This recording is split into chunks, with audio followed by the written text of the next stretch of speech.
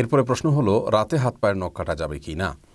এই প্রশ্নটি অনেকেরই এবং আমাদের সমাজে এখনও অনেকে মনে করেন, বিশেষ করে গ্রামাঞ্চলে, যে রাতের বেলায় হাত পায়ের নখ কাটলে মানুষের অমঙ্গল হয়, অকল্যাণ হয়, সম্পদহানি হয়, বিশেষ কোনো ক্ষতি হয়, কিংবা এটি নিষিদ্ধ। মূলত কোরআন হাদিসের কোথাও রাতের বেলায় হাত পায়ের নখ কাটা কিংবা গোপ ছোট করা কিংবা চুল কাটা কিংবা ঘর ঝাড়ু দেওয়া কিংবা খাবার শেষে প্লেট ধুয়ে সে পানি বাহিরে ফেলা ইত্যাদি, অথবা কোনো গাছের পাতা ইত্যাদি ছেঁড়া, ফসল ইত্যাদি ছেঁড়া রাতের বেলা, এগুলোকে কোরআন হাদিসের কোথাও নিষেধ করা হয়নি। আর কোরআন হাদিসে কোনো কিছুকে নিষিদ্ধ না করা হলে সেটিকে নিষিদ্ধ বা অমঙ্গলের মনে করাটা এটি কুসংস্কার এবং এক ধরনের শিরকি বিশ্বাস, যা থেকে আমাদের বেঁচে থাকতে হবে। রাসূল করিম সাল্লাল্লাহু আলাইহি ওয়াসাল্লাম বিভিন্ন হাদিস থেকে আমরা জানতে পারি, লা আদওয়া ওয়ালা তিয়ারাতা, এবং এ জাতীয় অনেক হাদিস রয়েছে যেগুলোর খোলাসা হলো অমঙ্গল অপয়া বলতে কোনো কিছু শরীয়তে নেই, যে অমুক কাজে অমঙ্গল, অমুক কাজে অপয়া আছে, যদি শরীয়তে সেটাকে অমঙ্গলজনক বলে আখ্যায়িত না করে। মন গড়া বিশ্বাস থেকে সেটাকে অমঙ্গলজনক মনে করাটা এটি ভ্রান্ত বিশ্বাস, যা আমাদের ঈমানের জন্য ক্ষতিকর। বিধায় এই বিশ্বাস থেকে আমাদের সরে আসতে হবে।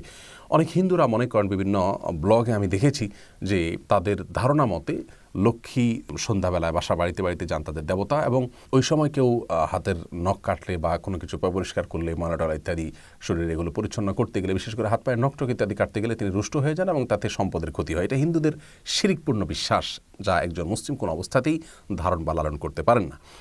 অতএব রাতের বেলা হাত পা নখ কাটা যাবে না এমন কোনো কথা নেই। আল্লাহ তাআলা কোরআনে কারিমে বলেছেন, ওয়াজআলনা আল-লাইলা লিবাসা, আর আমি রাতকে পোশাক স্বরূপ করেছি, অর্থাৎ যেন আমরা রাতের বেলা ঘুমোতে পারি, সেজন্য আল্লাহ সেটাকে সেভাবে উপযোগী করে দিয়েছেন। রাতে মৌলিক কাজ হলো একজন মানুষ ঘুমাবে, কিন্তু এর পাশাপাশি ছোটোখাটো অন্যান্য কাজ তিনি অবশ্যই করতে পারেন। কোনো প্রকার নিষেধাজ্ঞা বা ক্ষতি তাতে নেই।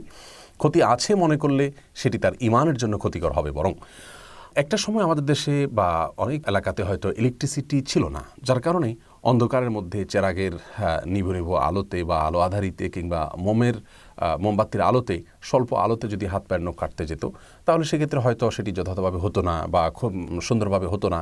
এইসব কারণে যদি তখন মানুষ নিষেধ করে থাকেন, সেটির একটা যৌক্তিকতা ওই সময়ের জন্য হয়তো ছিল, যে ঠিক আছে, অন্ধকার মধ্যে কাটতে গেলে তুমি হাত কেটে যেতে পারে, বা না দেখে কাটতে গেলে তোমার ক্ষতি হতে পারে।